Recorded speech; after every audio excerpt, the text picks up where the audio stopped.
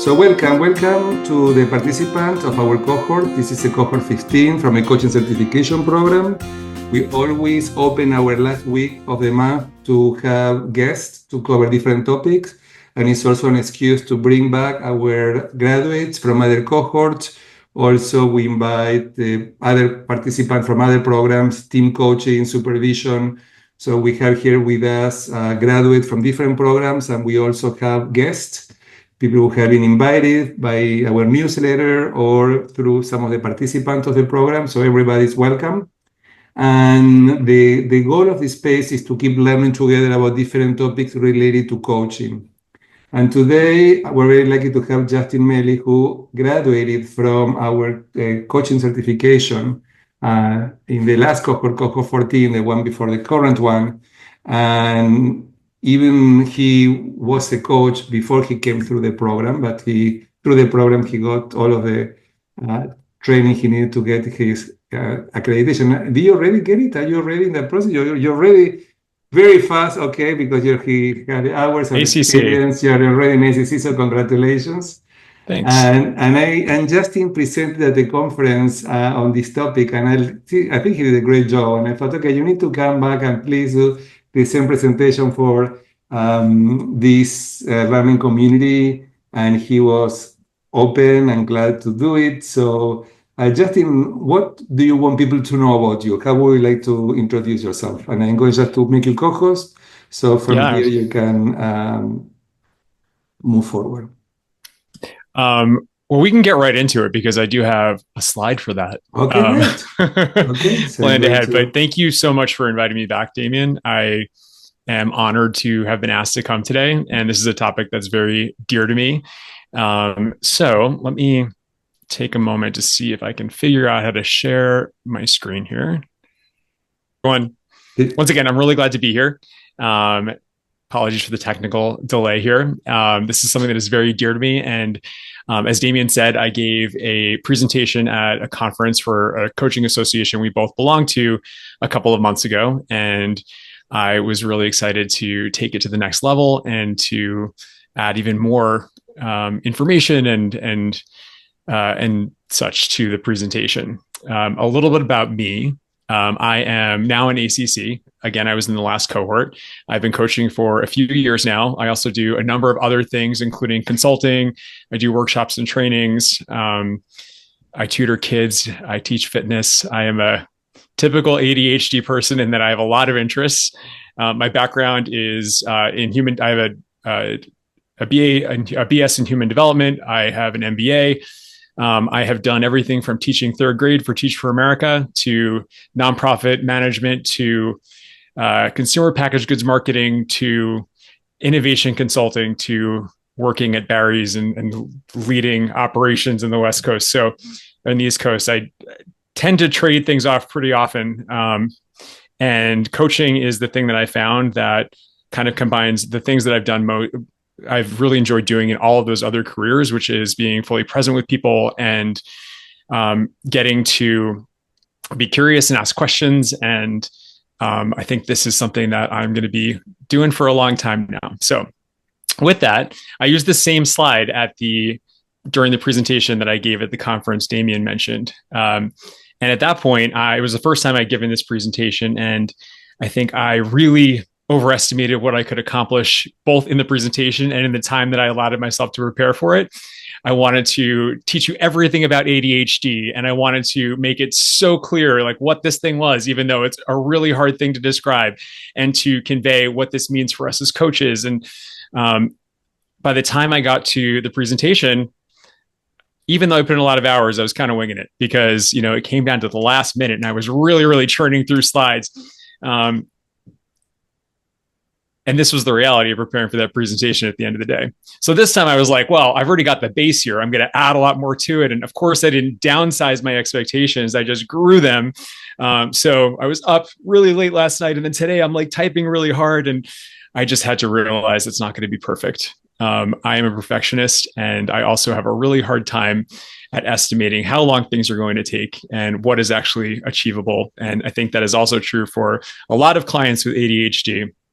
Is anyone, if you're willing to share, is anyone here diagnosed with ADHD that they wouldn't mind sharing? You don't have to, but I'm just curious. I don't want to, let's see, I can't. Not diagnosed, but with a growing suspicion that what you've just described is, okay, I do that. And it's so much fun. And Cool. my doctor keeps saying that that's very much the picture that she's read about. So I'm curious, not only as a coach, but as a human being with myself. Thank you. Good to know. Thank you for sharing, Clara and Brandon. Cool. So whether you have a diagnosis you suspect, there's also something called VAST, which is variable attention stimulus trait, which is sort of environmentally induced components of ADHD without the diagnosis. So regardless, I think what we share today is going to be helpful for coaching in general, as well as specific knowledge of ADHD clients. So, I really, really, thought I had this under control, and then I was banging my head against the wall at the last minute trying to finish. The question is why? And I think we're going to be diving into this in a lot of detail today. All of the things that come with ADHD around regulation of time, regulation of motivation, regulation of attention, et cetera. But I won't get too ahead.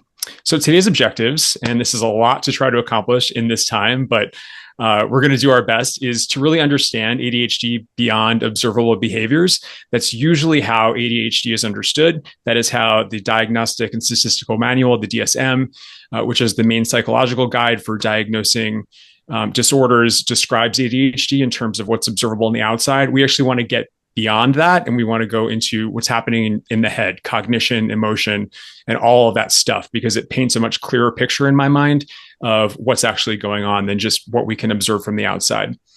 We want to talk a little bit about the hidden mindsets that ADHD clients might bring into coaching based on their experience living with ADHD. We're going to apply ICF core competencies through a neurodiversity informed lens. I will say up front that I'm not an expert on other forms of neurodiversity, such as, autism spectrum disorder, et cetera. But the main thrust of today is going to be coaching across lines of difference in one of the most challenging gaps that we can imagine, which is understanding how another person's brain works differently than yours. So all of this is going to be applicable, although, the specific traits we're talking about are focused on ADHD. Learn some practical tools that support the whole person, whether that person has ADHD or not. Most ADHD coaching is focused very exclusively on what's called executive function. And we'll talk a little bit more about that later. And then understand how coaching for ADHD makes you a better coach for every client. Sound good? Cool. Let's roll. And by the way, raise hands, stop me. I'm probably not going to do well at multitasking and seeing hands raised. So Damien, if you see a hand raised, if you wouldn't mind just calling it out, you can interrupt me whenever you want. I'm also not going to be good at looking at the chat. So let me check it real quick. Okay. Thank you for those others who shared. I didn't mean to ignore you there. Thank you for sharing that. Okay. Let's keep going. So the way we're going to present this is a story in 5 acts. The first act is the reveal. We're going to get to stories, myths, and paradoxes around ADHD. Act 2 is the reframe, what ADHD actually is and what it is not. We're not going to go too deep into any of the science, but I'm going to give you some metaphors and accessible ways of thinking about what's happening inside the ADHD brain. 3 is the trap. And I was hesitant to put this in here, but I thought it was important to call it out. What coaching can often get wrong, even when very well intentioned, when dealing with issues of neurodiversity. Not all coaching, but I'm just going to call out some of the common traps we might fall into.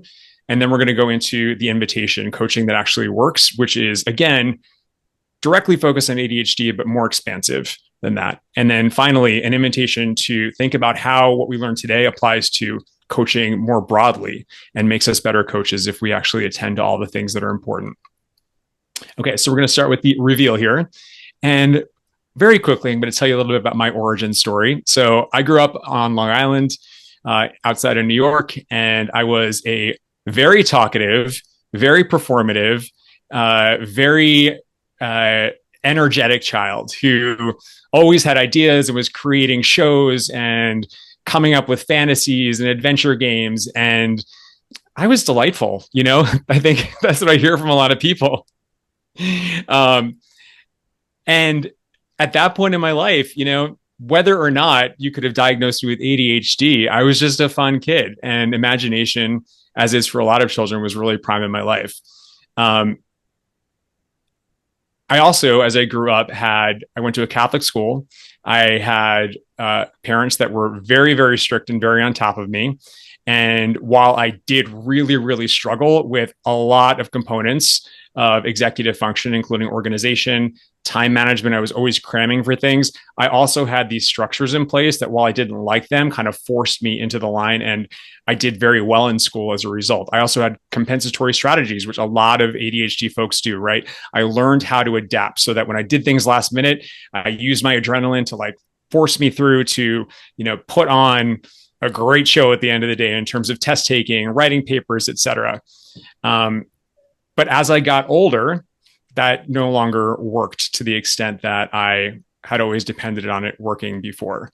And I put a image of a roller coaster here. This looks like a really fun roller coaster. And, sometimes roller coasters are fun. Sometimes they're really scary. ADHD for me is a set of paradoxes. And I think it shows up this way for a lot of folks. I don't want to go into too much detail because I could talk forever, but let's zoom into about 2010, where I graduated from business school. I'm working in this big shot job at Johnson & Johnson. I've done the nonprofit thing. I've gotten awards. On paper, I'm doing things as I should be doing them. But my boyfriend dumped me because he was sick of not being able to call me when my phone got turned off because I just kept forgetting to pay the bill. Right. So this is kind of emblematic of ADHD, especially in high performing people that have a lot of compensatory strategies. Good on the outside, can achieve some really great things, but is kind of a wreck behind the scenes and falling apart and doesn't know how to manage the basics of life. And there's a lot of shame that comes along with that. There's a lot of head banging against the wall. I should have said earlier, I did not have this diagnosis at this time. I never even thought about ADHD because ADHD was for people who can't sit still, and it was for people who don't do well in school, people who just daydream. I didn't consider myself as someone who was a candidate for ADHD. I just thought I was broken, and I thought I just couldn't figure it out. And then one day I picked up a book at my friend's suggestion and started reading about ADHD. It was Dr. Edward Hallowell's Delivered from Distraction, which is one of the seminal books on this topic. And I took a quiz in there, and it was like 100 items. And I think I checked off 99 of them. And I was like, wow, I read the book. It explained so much. And I went to a psychologist who did the full case history, and he called my mom and talked about me as a kid. She was like, yeah, they used to call him the absent-minded professor because he was very, intelligent and talked a lot, but he couldn't find a thing. He was always a mess. He was forgetting that he had tests. He lost his homework. So I met all the markers in childhood as well. And at this point, I was like, okay, this is the answer. I know this is ADHD, and I'm just going to manage it, and it's going to be great. And this was the reality of the situation because there's a lot of conflicting information out there.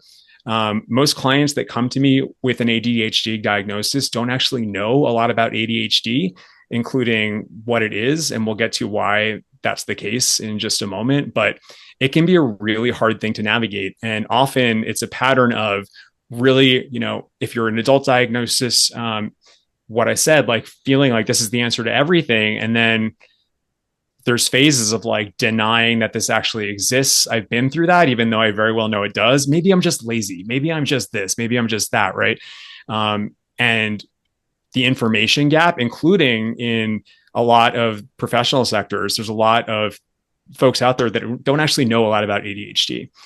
So it can be really confusing to navigate. And it's not this, medication and just knowing you have it. It's not a miracle, right? There's a lot of work that needs to be done behind the scenes for it. And I didn't know how to do that work. And again, this is often how in coaching clients show up. They have all these awards and accolades, but their self-perception is really, really low because they have this history of failing on things and trying to keep it together behind the scenes. And, it is just this hidden mess, or at least that's how they think of it. ADHD is also built on paradoxes. I'm not sure if you guys know the term hyperfocus. We'll get to the fact that ADHD is not a lack of focus in a moment, but it's this capability to really dial in and kind of produce miracles at the last minute and to really get stuck in something sometimes. But then there's also trouble starting simple tasks like replying to a simple email, right? Just can't seem to get over that barrier of doing it. There's this visionary side to it because we see connections across disparate phenomena. These ideas get so big, but then it's hard to make an ordered list and get started on things. High energy that's also unpredictable, crashes and freezes. Sorry, there's a few typos in this one. A lot of really great verbal dexterity, but can't show up for speaking appointments. Strategic leadership, but overwhelmed by simple things like inbox clutter. One of the emblematic story of that for me is I was working at Teach for America in an executive capacity, and I was hitting all my benchmarks and I was doing really well, but I could not get my expense reports done in time. And I was warned a number of times and ended up being so freaked out, I would spend 2 days a month working on my expense reports. That's what it took to just get these turned in, right? So all this other stuff went by the wayside because I was tripping over this. It also is marked by deep empathy that is easily dysregulated. So a lot of paradoxes makes it hard to understand. So what the heck is ADHD? Well, there's a reason that it's so confusing. If we look quickly at the history, in the 1920s, this was known as post-encephalitic behavior disorder. So it was seen as a brain disorder that came through pregnancy. It was then known as minimal brain dysfunction, hyperkinetic reaction of childhood. And then in the 1980s through today, it was attention deficit disorder in the DSM. And then it was changed to add hyperactivity, even though not everyone with ADHD presents with hyperactivity. It can either be inattentive, hyperactive, or it can be a combination of the two. So a lot of confusion, a lot of judgment built into all of these terms. And intelligence and ADHD are not correlated or related, yet we've got folks for decades that were labeled as having a brain disorder. And if we look at today's definition of ADHD in the DSM, the computer froze. There we go. The definition of ADHD: attention deficit hyperactivity disorder is a neurodevelopmental disorder characterized by a persistent pattern of inattention and or hyperactivity / impulsivity that interferes with functioning or development. There's also a number of specific requirements. It had to be present before age 12. It's got to be persistent for at least 6 months. It's got to cause impairment in at least 2 or more settings. The reality of this is that this is not even close to what recent science says about the diagnosis. First of all, it's not a deficiency of attention. It is a regulation issue. It is a matter of not being able to control what the person attends to. The fact that it's labeled as a disorder where it is actually just more of a contextual disorder, and in other circumstances, often the person would be able to succeed. I don't want to, dwell too much on this, but there's been a lot of controversy over what this is, and it exists today. You guys may have seen a New York Times article that came out about a week and a half ago that had a very pointed opinion on ADHD drugs. And there was a clapback from Attitude, which is the largest publication specifically dedicated to ADHD, that really tore apart some of the research that happened there. There's a lot of scientists that are very entrenched in their ideas about, what this is. And a lot of it comes with sort of a moralistic undertone. So we're not going to get into all of that today. I will just say that it is no surprise that it's hard to put your finger on what this is, especially, like I said, because ADHD is not actually about focus or attention. What it is, if we look at the science, is a matter of regulation. There are 4 different components to regulation that are affected when ADHD is present. It's regulation of attention, like I said, not a deficit, but a regulation issue, regulation of motivation, regulation of time or one's perception of time, and emotional regulation. And I want to kind of talk through all of these at a very high level, and I'm going to give you some metaphors to understand them. So let's really hone in here, because I think this is sort of the key when it comes to If you don't have ADHD, trying to understand what might be happening for your clients that do. So let's take a quick look under the hood. And I think metaphors, I'm going to talk about this later, and working with clients through metaphor can be really, really helpful here, because it's hard to imagine, okay, what might it be like to be inside this person's brain if I'm thinking about thinking directly. Metacognition across lines of difference can be really tough. So here's a few metaphors that I found very helpful. First is the glitchy switch. So I'm not going to drill all this science in here, but the brain is operating most of the time, all the time, in either two modes. There is the task positive network.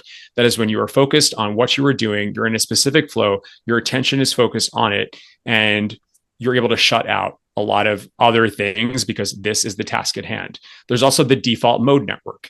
That's where our brain goes. We're not focused on a specific task. That is where we think about the future, where we ruminate on the past, where our brains are just kind of floating and thoughts come to us.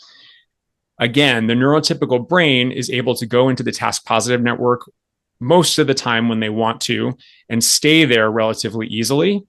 And when they're done with that task, they can return to, the default mode network. That's what happens when you're driving home from work and you're not paying attention to where you're driving. You just kind of do it. The things that you do on autopilot. With the ADHD brain, the switch is a little glitchy. It's really hard to get into the task positive network. And once you're there, it's hard to stay there because thoughts can bring you out of it really quickly. Rumination and speculation about the future can interrupt one's focus. Small task switching things like going to a website and seeing another tab can quickly take you out of this task positive network. This has emotional implications as well that we'll talk about, but I hope that helps in just thinking about, okay, it's not actually not having attention. It's the inability to regulate it as well. It's glitchy, it's leaky. Sometimes we get stuck in hyperfocus. We get stuck in the task positive network for something that is really, really unimportant. Like, when I've got a big project due and I end up completely reorganizing my kitchen cabinets because I noticed that one thing was out of place and labeling everything, right? That can happen as well. Hyperfocus can be a really great tool when it's applied to the right things. And we'll talk about some hacks to help induce that. But the glitchy switch is a helpful thing to know.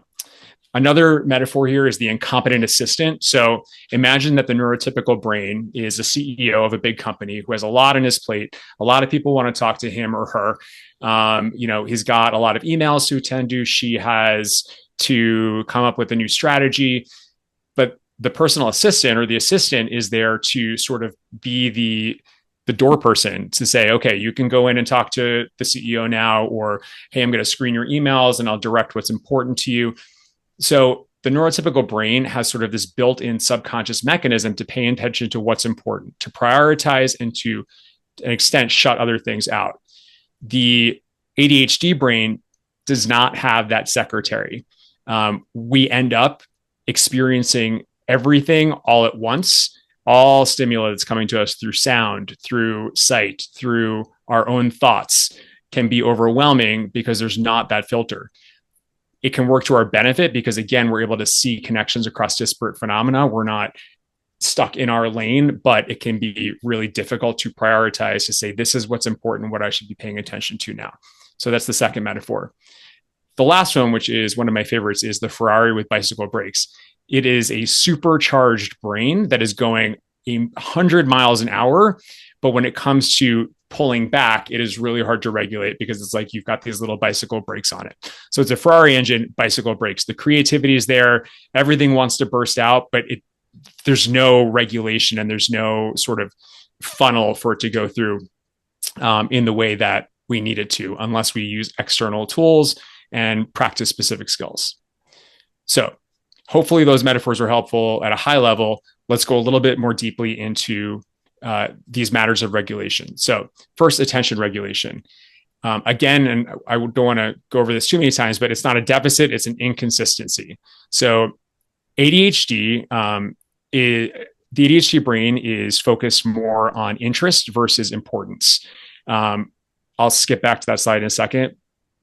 Just neurologically, very quickly, what's happening here is that for all of us, dopamine drives interest and rewards, right? We get this little dopamine hit when we do something that we like, that's interesting to us, et cetera. It's why we get, addicted to our phones. It's why we go after these things that make us feel good and capture our attention.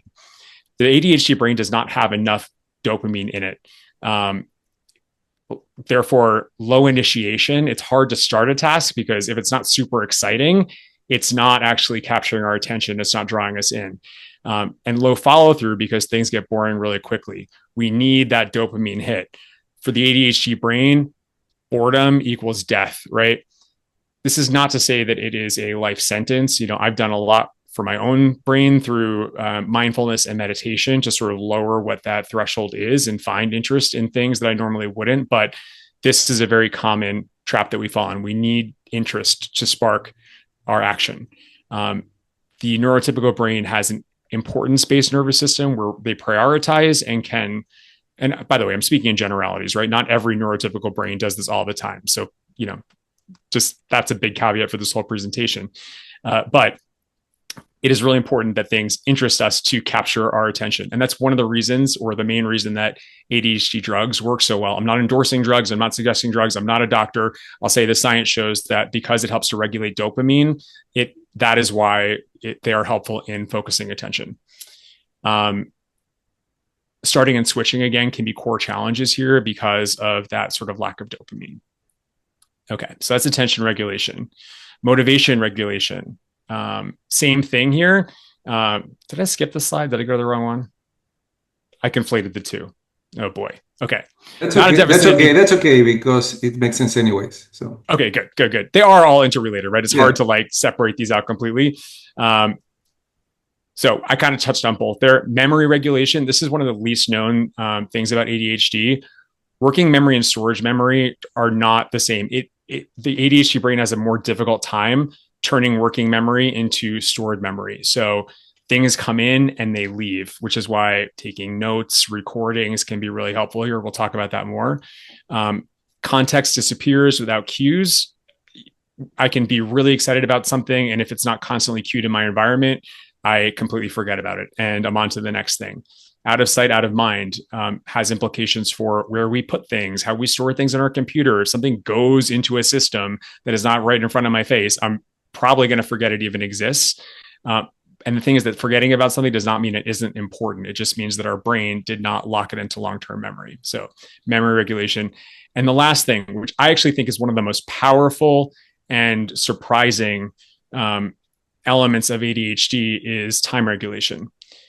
Time does not exist for the ADHD brain in the same way it does for the neurotypical brain. One of the ways to refer to this is the clockless mind. It is not linear. Time is more emotional. Things stand out based on the impact that they had on our amygdala versus how long ago they happened. We are drawn to, we can lose sight of time. If I'm really invested and engaged in something and I'm hyper-focused, 8 hours can go by and I think it's 2 hours if I'm not paying attention, right? Or something that I really don't want to do feels like it's taking me a month when it's taking me, a day. So time is more emotional than linear. And it's said, and this is a little bit of an overstatement, but not by much, there's only two times, right? There's now and not now. There's not this sort of step into the future. This is what a week away feels like. This is what a month away feels like. Everything feels urgent because it is urgent, because we didn't think about it as urgent until it got here.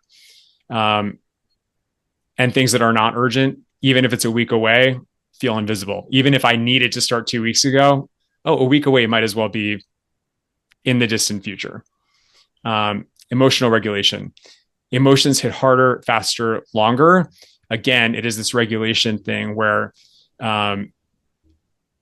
there's something called RSD, or rejection sensitivity dysphoria, where for the person with ADHD, criticism can feel very, very, very harsh, even if it wasn't intended as such. And I used to think that I was just a big baby, right? I would get criticism at work and completely shut down, but actually there's something neurological happening there. Shame spirals are a big thing, especially if you have been living your life with stories about being lazy, et cetera. That's the story you tell yourself. And then self-regulation is often very difficult. It feels like suppression. You kind of show up as your whole self, kind of a filter issue. So all of this adds up to the stories that clients might bring into coaching. I'm lazy. I never follow through. I should be able to do this. Should. Everyone else has figured it out. I forget everything important. I'm always late. It always hurts someone. There's a lot of negativity that can come with this. I can't trust myself. I think trust is one of the biggest things, because the longer you live with ADHD and are not managing it well or working to your strengths, the harder it becomes to get invested in doing something, because you fear that you're going to let yourself down at the end of the day anyway. So that can be a really tough one. Ruining things, too sensitive, too much. There's an emotional intensity that comes along with it. I have had the word intensity follow me my entire life. And when people say I'm intense, it really strikes a nerve with me, etc. And I think one of the most insidious ones, especially with coaching, is no one can know what a mess I am. So one of the benefits of me working with ADHD clients and saying I have ADHD, I can say I've been here, I've done that, right? If you have a garbage bag full of mail, if you're a CEO, if you're a founder of a company and you're doing all this stuff, but you haven't opened your mail in a year and you've got a garbage bag full of it, I'm not going to judge you for that. Other people might. Hopefully most coaches won't, but I know it, right? I'm going to sit down with you if I need to, and we're going to open that mail, even though that is, that's an additional, that's clearly, taking off the coaching hat and putting on another hat, but sometimes that's what the clients need. And the more we're able to build trust with our clients so that they are willing to reveal these things and know that they're not being judged, the more we're going to understand their context, and the more we're going to be able to help them. Okay. So with all of that, we've got the context. We kind of have a little bit of insight into what's happening in the ADHD brain, some of the ways it shows up. Let's talk about some of the things that coaching can get wrong when not done well. I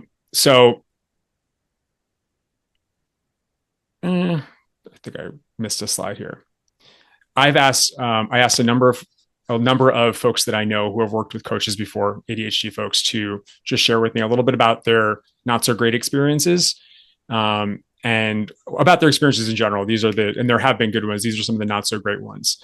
Every time I got excited and zoomed out, she'd say I was rambling. I stopped trusting my own voice. Being asked if you're okay because you're not making eye contact, assumption of what's happening in your brain. And we'll talk about the misreads a little bit in more detail. Fixated on routines. Whereas, it was seen as a deficit versus, oh, you actually have these compensatory skills. How did you get by so long without these routines? What are the skills that you are using? What are your strengths? Sort of a baffled look, because, there's digressions, et cetera. I can't follow you. One person, I was finally connecting the dots out loud. I'm talking through this, I'm verbalizing it, and I'm finally making sense of things. And this person was said, let's try to stay focused. Shut down immediately, right? So was trying probably to focus on, okay, this is what we're working on, but it was seen as a reprimand instead of, that's interesting. Is this related to what we were talking about? And do you want to go in this direction, as you guys are learning right now? Feeling like you need to prove yourself to deserve empathy. And by the way, this might not be on the coach. A lot of clients show up and feel guilty because they haven't done what they said they would. And that's not just ADHD clients, obviously, but it can be doubly hard if you've got a history of this and assume that you are going to be judged. Thinking you're avoiding the question when you're kind of going on a tangent, and kind of just nodding to say, okay, I'll go along with this plan, even though I don't think I'm going to. So just some perceptions or some experiences with coaching that could have gone better. A couple of misreads that can happen with ADHD clients, the freeze. So I've personally had the experience a lot of times of being overwhelmed, thinking about something, my brain is chugging along and I freeze, and folks think I'm disinterested or not paying attention, or they've lost the thread, right? So what could be going on here? It could be just thinking and processing. It could be overwhelm and the brain is jammed up. It's a pretty big one. So we'll talk about some ways to share back observations. And again, this is in line with ICF competencies, right? It's not new, in a way that doesn't assume what is happening for the client. that sensory overwhelm equals mood. So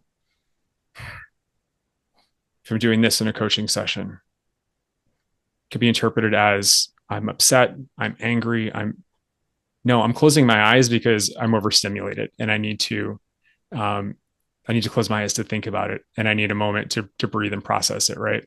So sensory overwhelm does not necessarily indicate what the mood is what the mood is. Forgetting the plan equals flakiness. So if I show up and the thing I was really excited about last week and said I was going to do, I've completely forgotten about it. The whole working memory thing, it doesn't mean that I don't care and then I'm being flaky. It means that I totally forgot about it and I got distracted onto something else. And we'll talk about ways to work around this. That tangents, again, equals subterfuge or avoidance of the question when it is actually verbal processing. Think of it as ADHD thinkers are more about pattern recognition than linear thinking. So thinking about a lot of stuff and trying to connect the dots is a natural way of understanding information and processing information. And a lot of times that's done verbally. So that talking is an important part of doing that. And again, too intense. Oh, you seem like you're really intense right now. Are you upset, et cetera? No, it's not unbalanced. It's actually just me being energized. This is how I normally come across.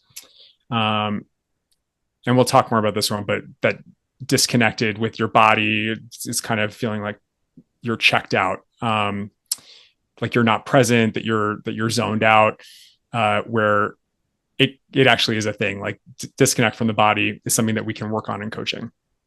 Okay. I've done a lot of research in ADHD coaching and what the offering is. And there are some great ADHD coaches out there who label themselves ADHD coaches. This is the majority of what I have found in ADHD coaching.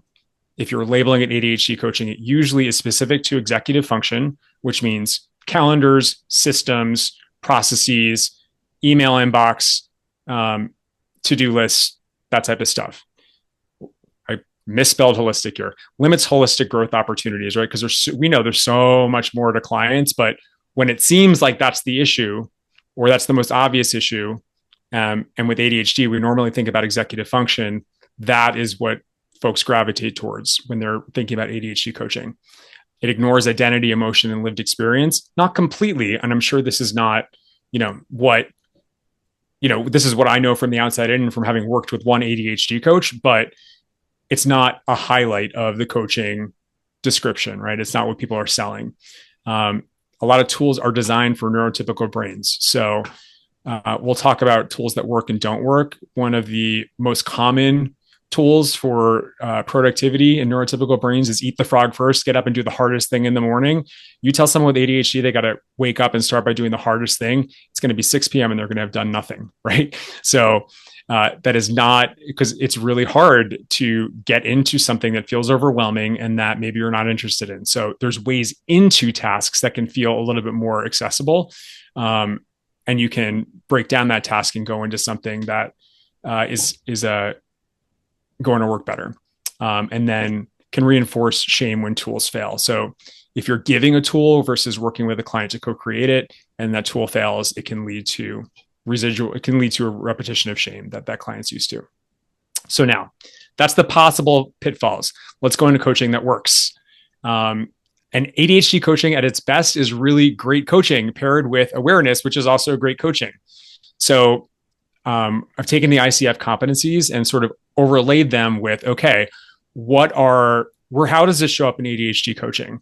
So embodies a coaching mindset is really about exploring how to remain open, curious, non-attached when clients present nonlinear thinking, right? That rambling, et cetera. Approaching it with curiosity. If a client is ambiguous, trying to help them find a bit more certainty, but without pushing it before they're ready. And how you are curious about emotional intensity. Does this actually mean what I'm reading it to mean, or is it something else? Cultivating safety. I got a camera in front of me, so I can't read that part of the slide, but there's a lot of shame that people bring to the table. How do you actually ensure clients know that you are not going to perpetuate that shame? Maintaining presence.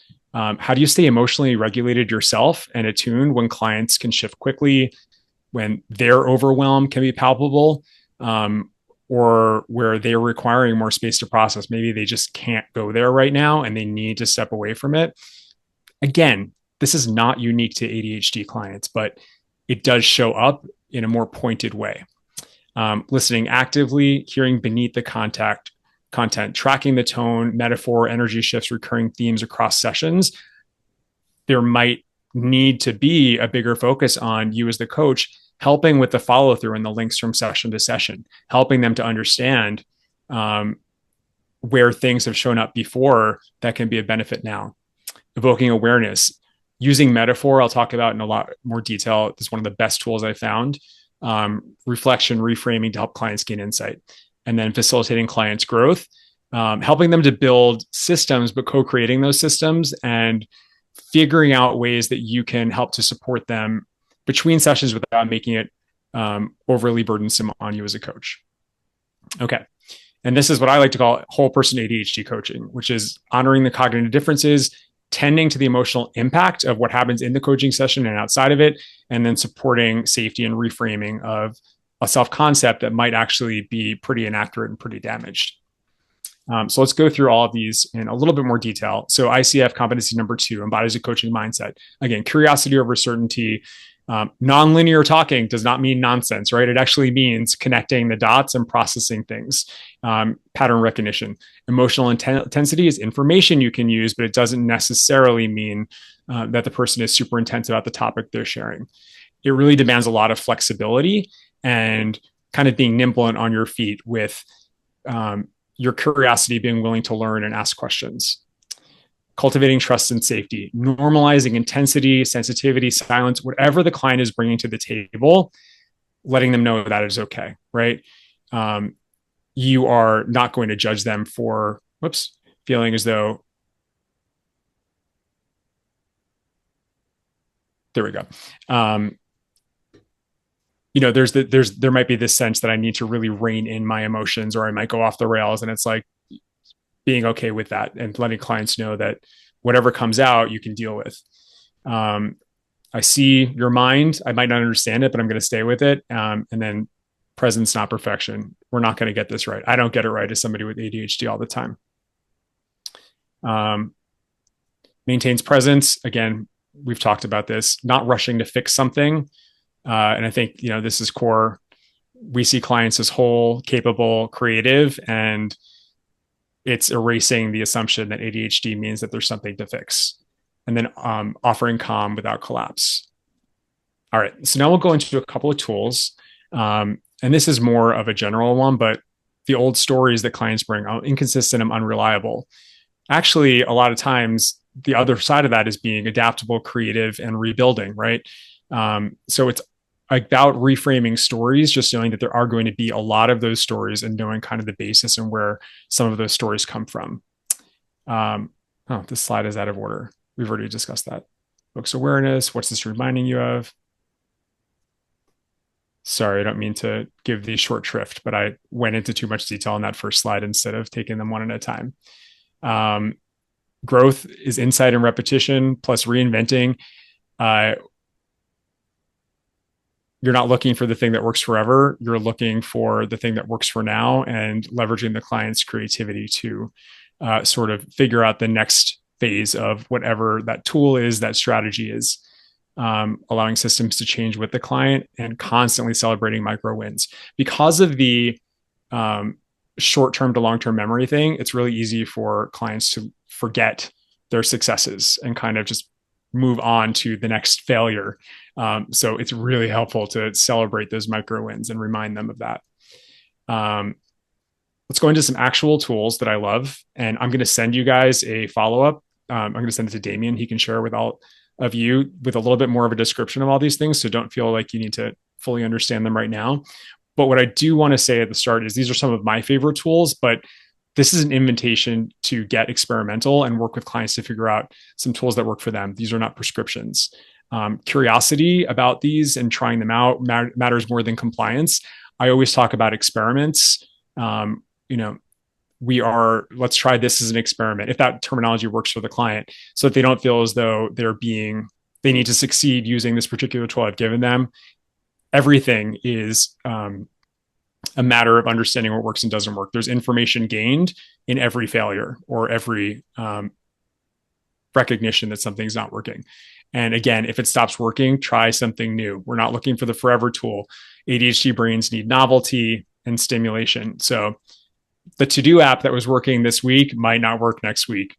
The whole point is to flex to the new one. Okay, so some tools, metaphor, shared language. So again, it can be really, really hard to get in someone else's head, especially when their cognition is different than yours. So one of the best things that I have started doing with clients is really work to create metaphors that help me get into their head. Even though I have ADHD, right? Everyone has a different experience of it.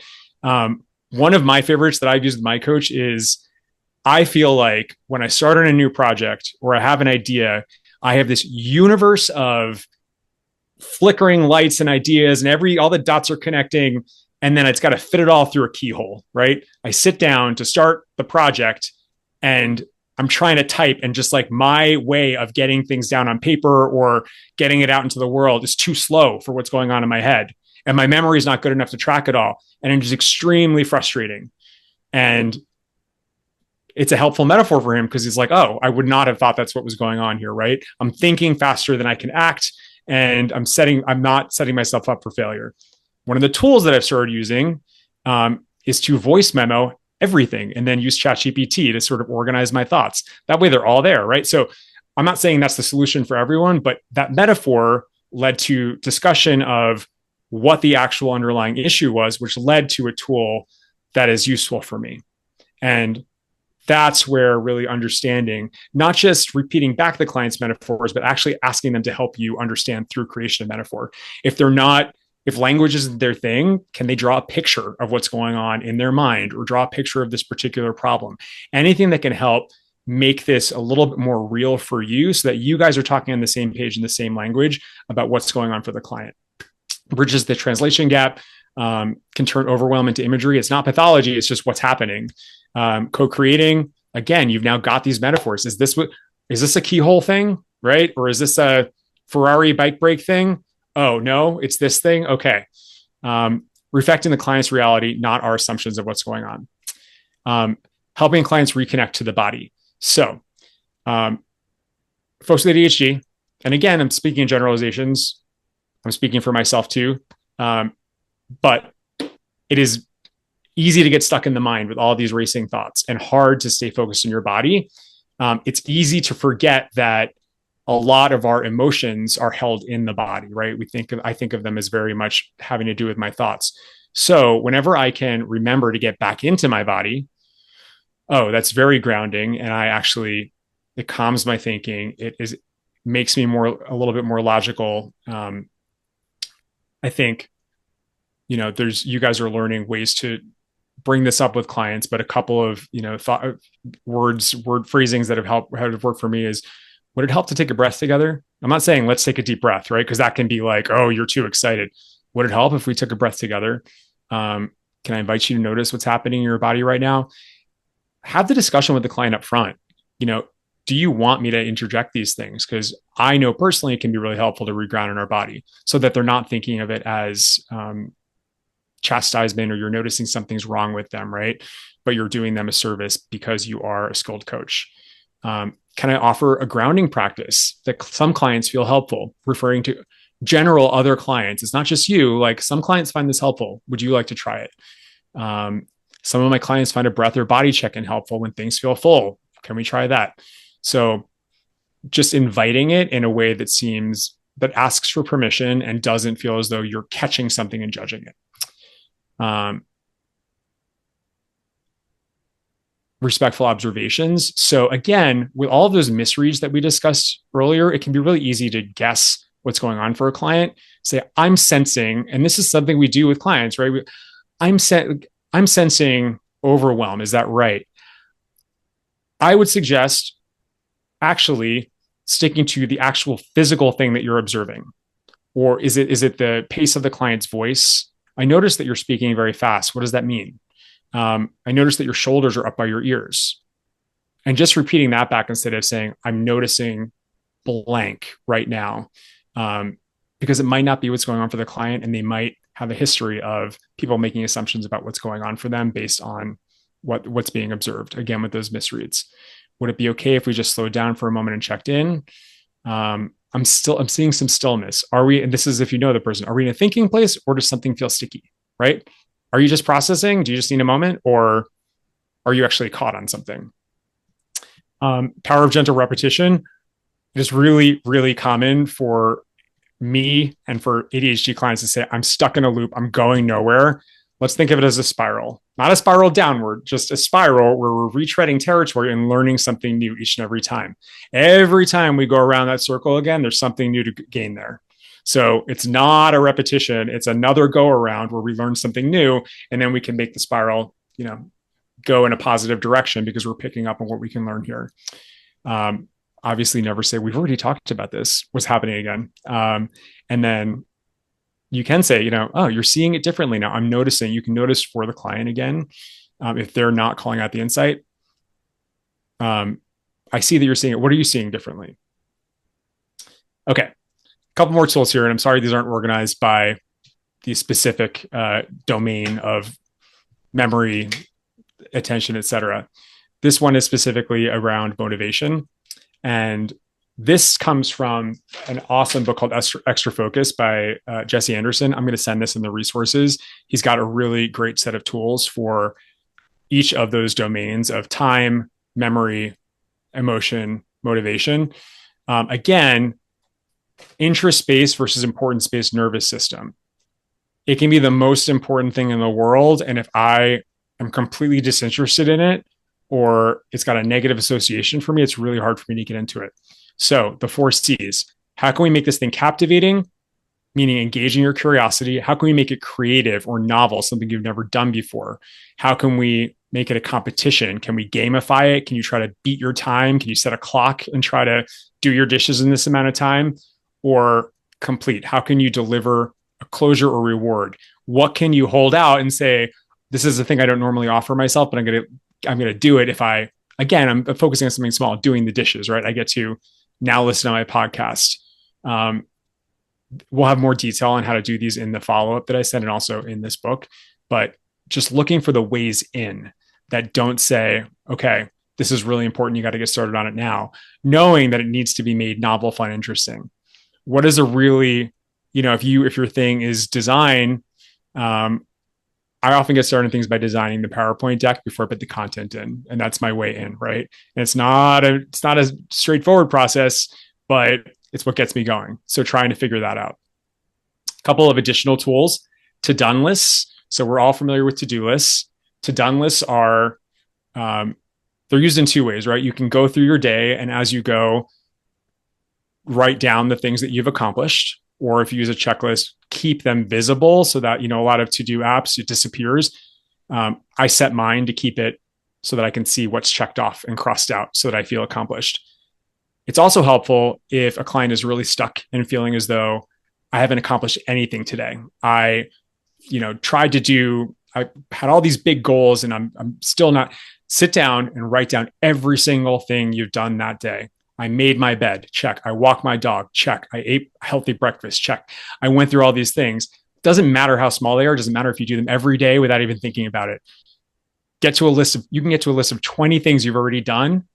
That's motivating, right? Because you realize it's not that you haven't done anything. You've done a lot today, right? And now we're just going to do the next thing on the list. So it helps to register accomplishment, whether that accomplishment is a big thing or not. And then as you go, more and more things that are on your goals list start to get checked off too. Micro starts, easy activation. What is the easiest thing you can do to get into this? Maybe it is turning on the playlist that you use whenever you are working on a slide deck. What is the micro step that gets you in that direction? Side quests. So the main quest can sometimes be really tough to get into. What is the side quest that you can take to sort of go around it? And if you're a gamer, you kind of know sometimes you want to just do the fun side quest first. So maybe if I'm giving a presentation on ADHD, I get to, this is not a great one, but, have an unfiltered conversation with ChatGPT about what I'm feeling, my whatever it is, right? Find the fun thing that's going to get you into the thing, right? I'm going to listen to a podcast on it. I'm going to find that podcast and listen. It's not going to be directly responsible for creating this presentation, but I love podcasts, so I'm going to do that first.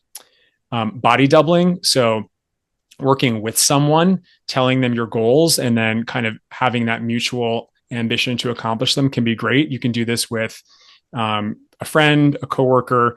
There's a great website called focusmate.com that I use all the time. You show up, or you click in your calendar, I want to focus for either 50 minutes or 25 minutes at 10 a.m. I click in at 10 a.m. It's matched me with someone else, a stranger. And there's some filters you can put on there so that you're not, one person's not jumping around the room and you're sitting there.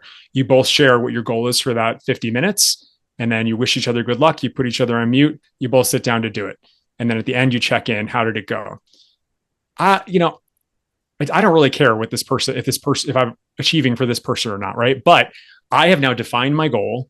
I am telling someone else about it. So I'm verbalizing it, making it real. And now I'm much more likely to sit there and actually do what I said I was going to do. And then at the end, I've got a recognition of whether or not I did it, which not only helps me feel accomplished, but it also helps me to understand how much time I've spent on something so that 8 hours don't go by, right? I've put this 1 hour in. I thought I was going to take 2, and I'm barely started. Visual calendars. We don't have to go into too much detail on that. I talked about voice notes, timers. So I've got I left it inside, but I've got this dial timer on my desk. So I can actually see, it's like an orange background and it disappears as the time is running out. So I can see visually how much time I have left. Templates. I'll share some of those with you. Prompted journals to catch the wins, and weekly rituals to reflect and regulate.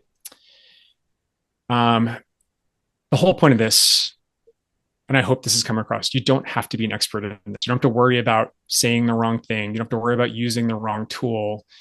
You just have to be courageously curious as a coach, fluent in difference. So not in, I know exactly what's happening in your brain, but I understand that we might be looking at this differently. And I'm curious to know what this is like for you. This is a big one. I should have said this a lot earlier on. ICF defines coaching as partnership of maximize professional and personal potential. The word potential is haunting for a lot of folks with ADHD because they have spent their whole life being told that they're not living up to their potential, no matter what they are accomplishing, right? You are so X, you're so charismatic, you're so smart. You could just do this. Why aren't you doing this, right? So it's not that the word potential is bad. It's that I would suggest couching it in a way that understands that there's no predefined potential that you are not meeting, right? It is not that you are missing the bar because you are not, because you're whatever. It is, if something hasn't happened, it hasn't happened. And there may be reasons for that, but I could go off on this, but the word potential can be a little bit problematic. So it's better to define what the client's goals actually are, what they want to accomplish, what is realistic, but also if there are obvious things standing in their way to get to the goal that's important to them, we can talk about empowering them using their strengths versus talking about falling short of potential.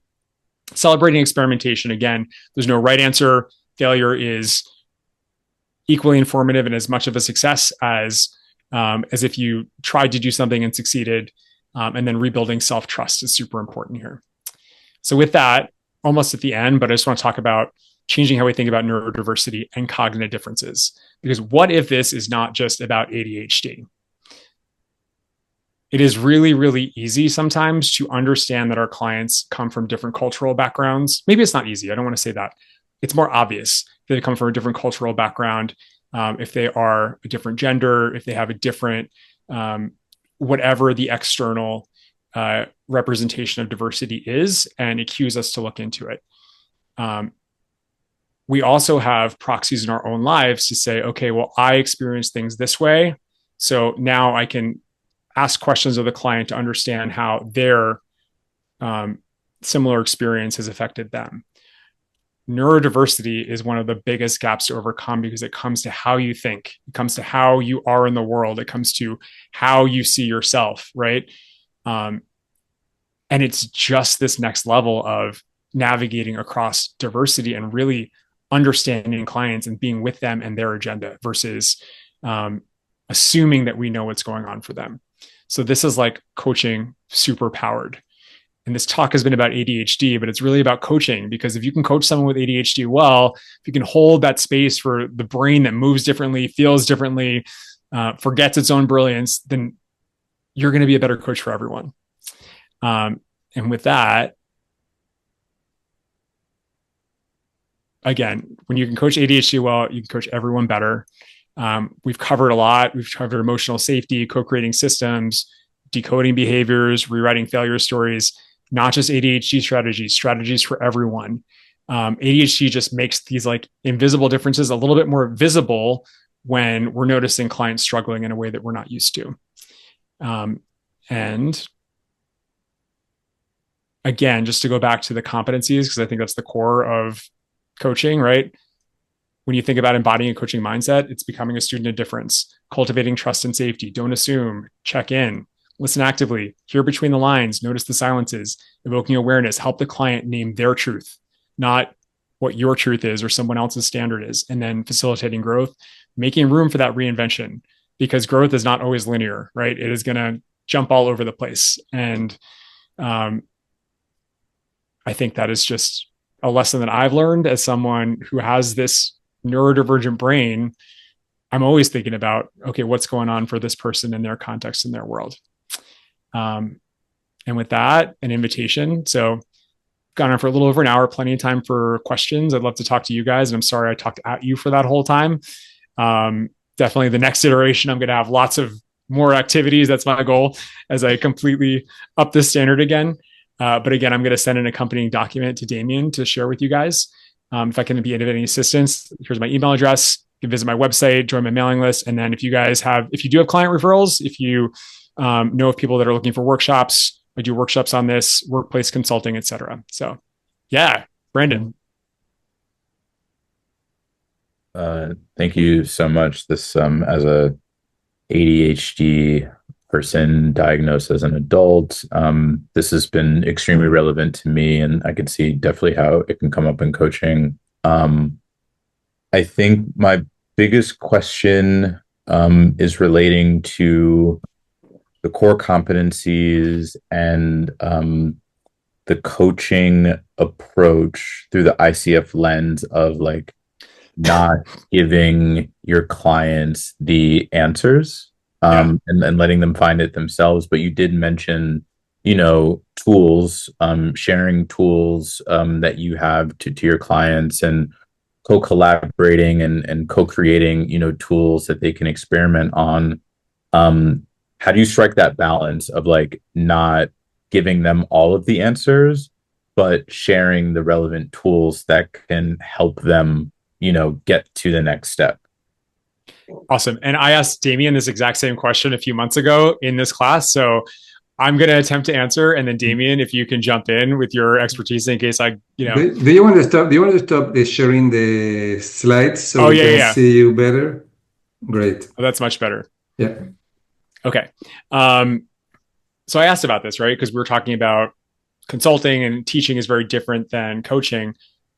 But ultimately, we have to help our clients where they are in need, right? And if there is an information gap, I do the hat thing all the time. I'm like, okay, this is my coaching hat. Like, this is not coaching right now, but I do have some information that might be helpful to you and some resources I can share. So let's do that. Or, I can either do it after the session, or I can work with them in the session and talk about it and say, like, but it's clear, I'm not telling you have to do this. I'm introducing this as something that might work for you. Or when it comes to information about what ADHD is, look, there's a lot of information out there. This is my understanding of it as someone who is not, a certified, I'm not a psychologist, right? But I am somebody that has read a lot of books on this and has my personal experience and has coached others, right? So I invite you to look at these resources as well. But just so you know, this might be what's going on. And now coaching hat on, like, tell me about what's going on for you once you hear that. Does that answer the question? Yeah, that does. And I think now I'm just like reflecting back to some of my experience with my or the coach that I've been assigned through this program, and she's been doing a great job of like taking off the hat and putting it back on, of like, I'm going to step into, we're coaching right now. Now I'm going to step into like mentor as you growing through coaching. And I'm going to put on another hat of, this isn't coaching, but here's a meditation, or here's something that you can do. And then now we're coaching again, Yeah. so I really like that. And now it's just reminding me that I've experienced that. And that's something that I can do. And I know, Alyssa, like when we were doing our practice session, I felt that I had the tool for you, but I didn't give it to you because I was like, oh, like I'm not supposed to share the tool. And it wasn't until I had the experience with my coach where I was like, oh, she just took off the hat and gave me the exercise and then put the hat back on. So like that approach, and it makes sense. The other thing I'll add is asking permission to do that, right? You're not saying, oh, I got a tool for you. Like, hey, I have something that might be helpful. It would involve taking off my coaching hat, sharing something with you for your reaction. Is that okay? Yep. Thank you. Damien, do you have anything to add to Yes, that? I wanna add something. What I wanna add to this mix is that you don't want to do the job for the client. So you have a tool, you want to share the tool, but maybe before you share the tool, let's get the client to do some work by themselves. Okay, what do you think is possible here? So we give the opportunity to our clients to look at things from a different perspective, think something that they bring to their awareness, something that was not there before we provide the solution or the technique or the tool. Okay, because when we are listening, I know exactly what they need to do. But if you go there, you may prevent from your clients to do some of the work that they can do to learn from the experience. So it's good for you to share, but my recommendation would be, my suggestion is, okay, don't jump to that right away, even though you're listening and you know already, okay, I have exactly what you need. Can everybody, this is not just for you, Brandon, but it's for everybody, because this is Yeah. the question. And the client, they don't care if you're coaching, mentoring, training. They want you, they want the solution, or they want to work on whatever they are bringing. We distinguish this when we're doing different things. But at the end of the day, it's invitation, and this is exactly what Justin said. You are not here as an expert providing information. That is consultation. So that's the reason why you provide some information, tools, and then the client chooses what they want to do with it. One thing I'll add to that is you can ask, what has worked for you in the past? And they may have that tool already and just have forgotten about it, right? So, yeah. Some possibility. Or they might have something better. I see several hands raised. Usually we have a break in the middle of the session. I don't know if we want to have a 5-minute break. Can you stay just in a bit longer? And we do like a stretching break so people can have a break, and then we'll come back. We can answer, and maybe more people have questions, and we can have a dialogue with questions from people. Would that work? Justin, if that's okay with you? Yep. Okay, so let's take a 5-minute break so we can stretch a little bit, move a little bit, and come back, and we'll have a few more minutes with Justin to answer questions. So by the way, Justin, this is one of the best presentations that I have seen about ADHD over the years, and I have seen many. I think that I want to congratulate you. You did beautiful work here. That was a really amazing session. Thank you. And you have a lot of positive comments from people, so maybe you want to use this break. I'll read those in the break. Look at this comment. Okay, so let's do that in 5 minutes. Thanks, guys.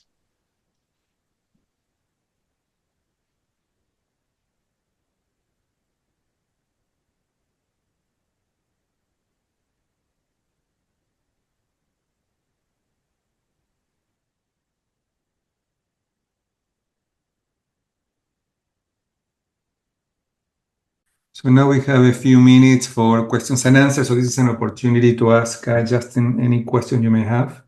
So Robert, you have your hand raised. So let me spotlight you. So spotlight. I don't need to be spotlighted. Yes, hi, Justin. Hey, Robert.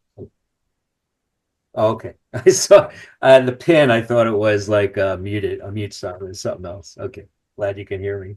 Yeah. Anyway, thank you very much for the presentation. Yeah, very informative. So I guess an observation and then a question was, first, it seems to me all of your sort of tips and tools for how to better work with an ADHD client can be applied to every client, particularly since there may be many ADHD clients who've never been diagnosed with ADHD.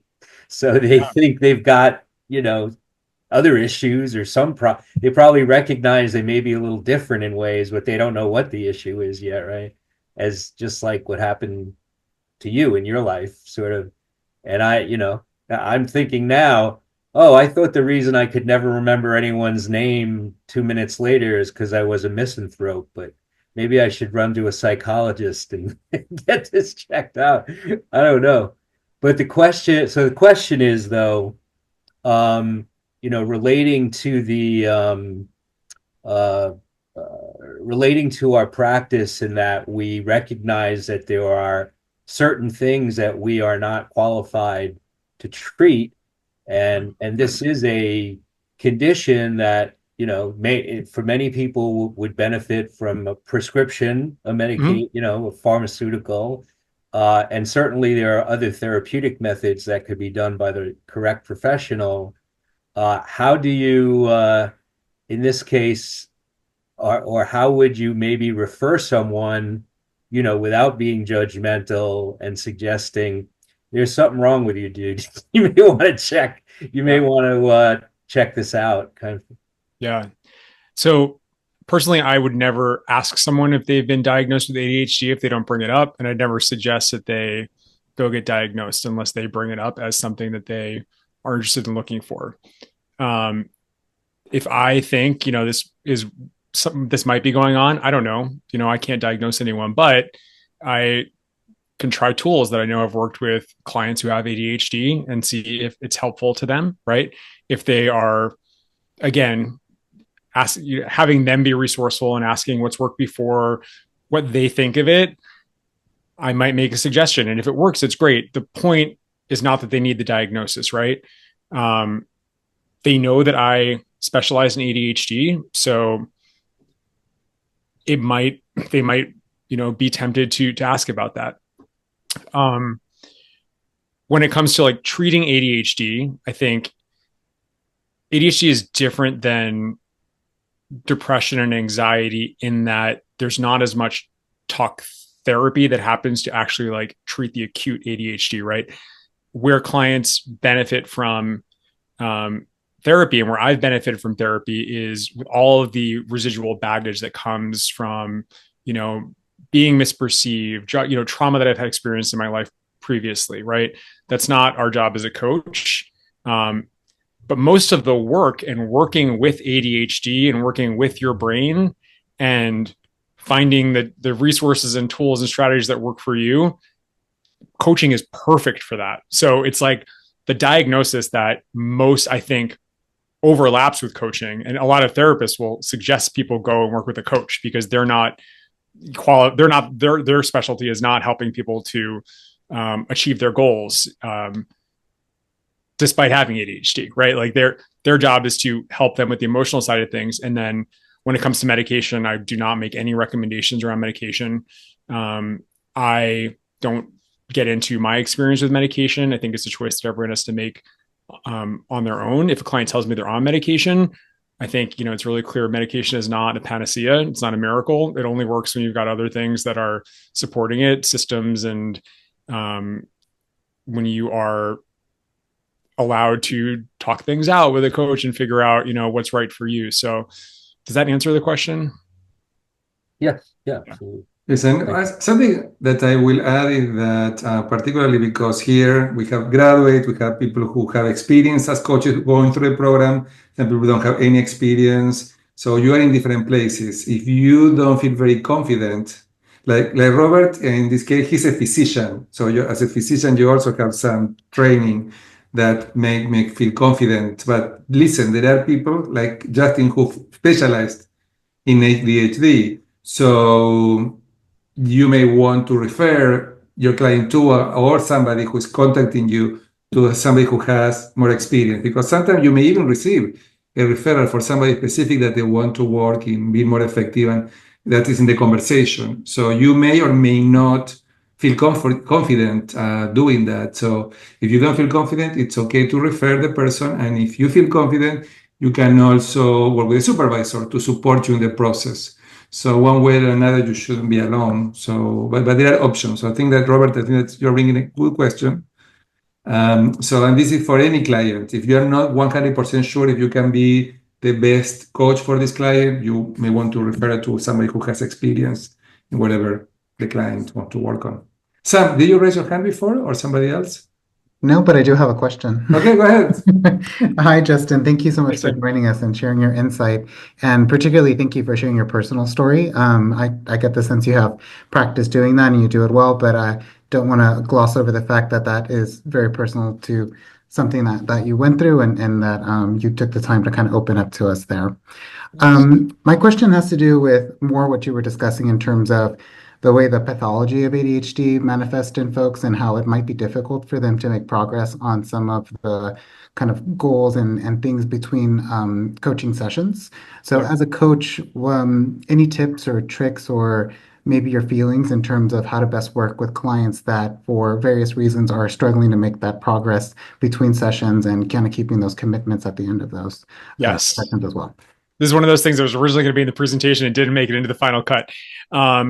So one thing that I found very helpful is to share like a notepad or either a spreadsheet or a Google Doc with a client where at the end of the session, the client is like putting in like their goals and then we're able to refer back to them from session to session. So there's some kind of tracking in between.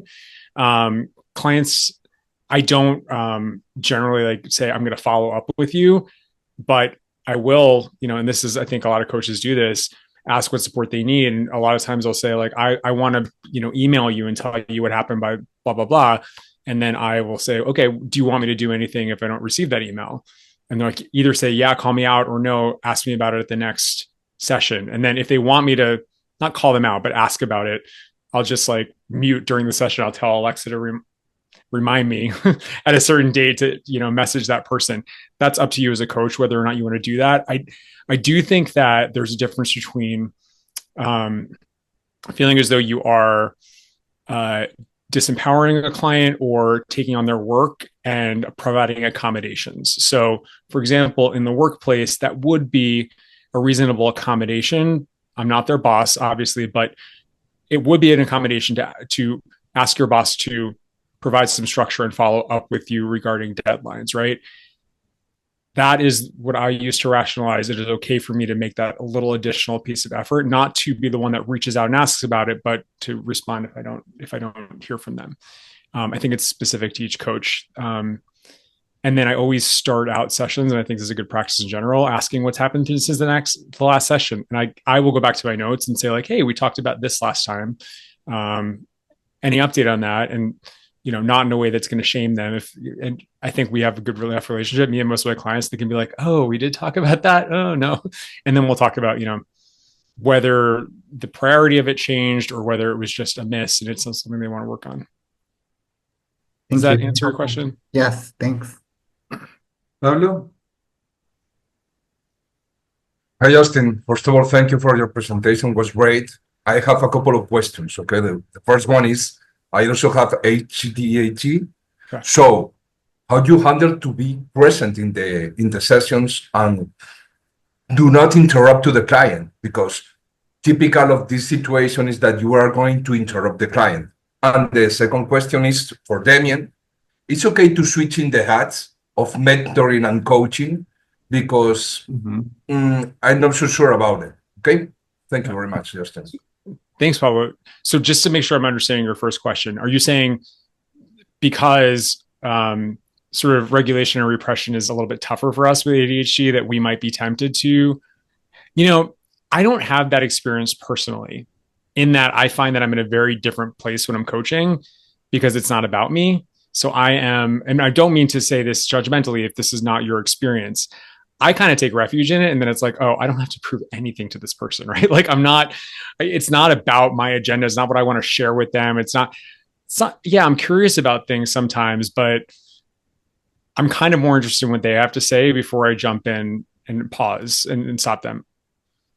Now I'm like going back and I'm like, am I being honest? Is that really true? And I think it is. So I personally don't find it to be a huge issue there are definitely times when I'm ready to interject and say something, and I have to like remember why I'm there and take a deep breath and recognize that like the client's going to get to the end that they're going to get to, right? And like they're probably going to come up with something better than I have.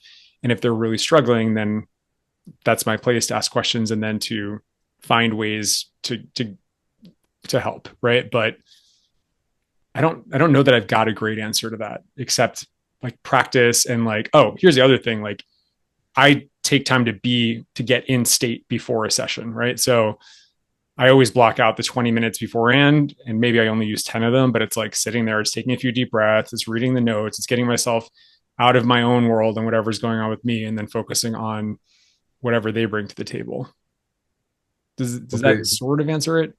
Yeah, totally. Thank you very much, Justin. And the question that you have for me, because you're being trained as coaches here. So going to the other hat, the consulting hat, giving advice, it's easier. So the more difficult is listening, not to solve the issues, but to explore what is underlying. So the idea here is that because you're particularly people that are right now going through the program, invitation is for you just to keep as much as you can your hat as a coach. Later, you can do exactly what Justin is saying, and yeah, definitely it is appropriate. Yeah, at some point of your training when you are already confident being able to coach. Because I do believe that in training coaches, in my experience over the year, the most challenging part is just coaching versus consulting or mentoring or teaching or so answering to your question, Pablo, it is okay. My suggestion is that for now you focus just on coaching and then eventually you bring whatever the client needs. At the end of the day, what the client needs is how we get the framework that we have that Justin went through the competencies, how you adapt that to the client, not how you adapt the client to the framework. So we will continue the conversation, but I think it's a great question, Pablo. Thank you for asking Thank you them. very much, Damien. Yeah, let's get Maneja. Maneja, welcome. You're contacting from Indonesia. Yes, that's right. Great to have you Sorry, here. I just woke up and I'm still in my pajamas, so I Thank you for apologize. waking up so early. We don't get to see it, so don't worry. No, it was worth every effort to wake up at 4:30. So it's okay. So I have a son who has ADHD, and I'm currently doing a parenting coaching certification program. Cool. And I wanted to know, okay, so I have a couple of clients who have neurodivergent children. So it's a whole new area, and it's been a little bit challenging for me because I'm not sure. I'm kind of like walking in the dark on a lot of the coaching. I was wondering whether you have had any experience coaching parents of children with ADHD or any thoughts about parenting children with ADHD. I have not, and I don't really have a ton to offer there. I have tutored kids with ADHD, but that's different thing. And I've used coaching elements in there, but it's different than being a pure coach for them.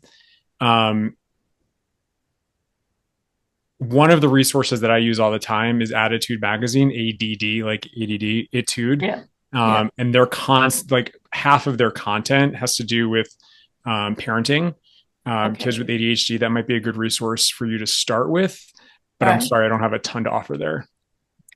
With some of the, I was looking at some of the tools and strategies that you introduced, and I could really see how I could apply that to the parents as well. Just trying to understand the challenges they have.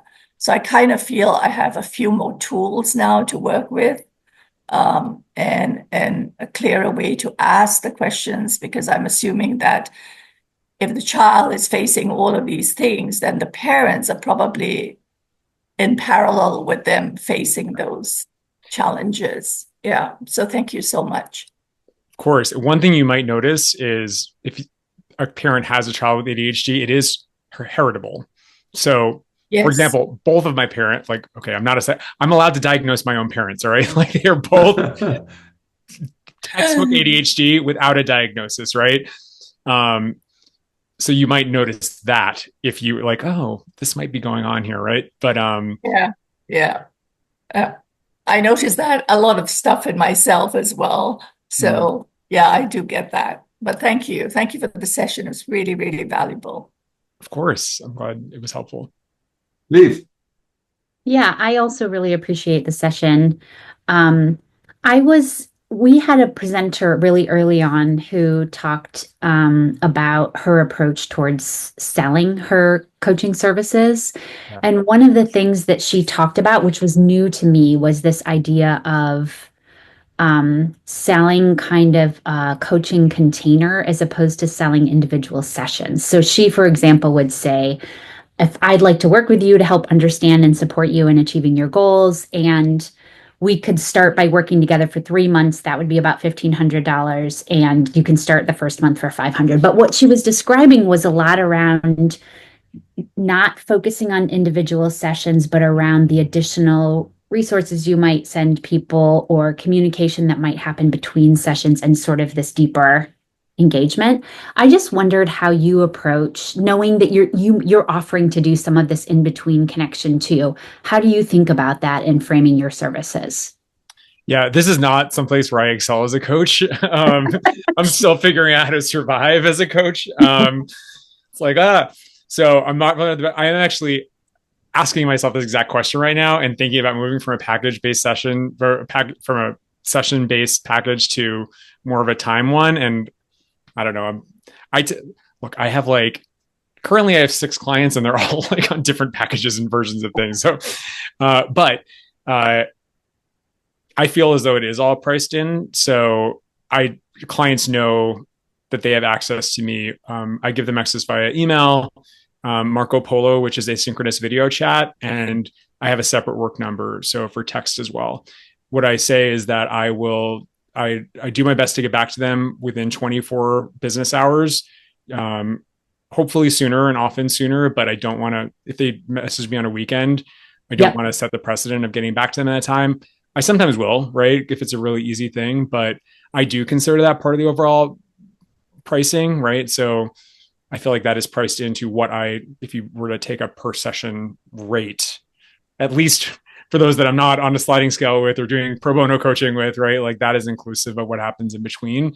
And again, like it's actually not that, I'm not saying I'm going to ping you every day, right? I'm not saying I'm going to ask you the question, right? Like it's not a big deal for me to just set a reminder for me to reach out to someone, and it means a lot to them. Yeah. So can I ask you one that's helpful? And actually, I don't know if you know Michelle, I think Rockwood was her name. She's got a book and some great resources, and Damien has a recording of this session, which I found really interesting. She comes from a sales background and a coaching background. But the other thing I would love to hear, because you just came through a cohort, is if you could talk to us a little bit about just kind of the steps, the journey for you. Were you coaching already before you took this program? Did you get certified afterwards? And then I'd be curious to hear kind of how your confidence grew and your skills have grown as you've built your practice. Yeah.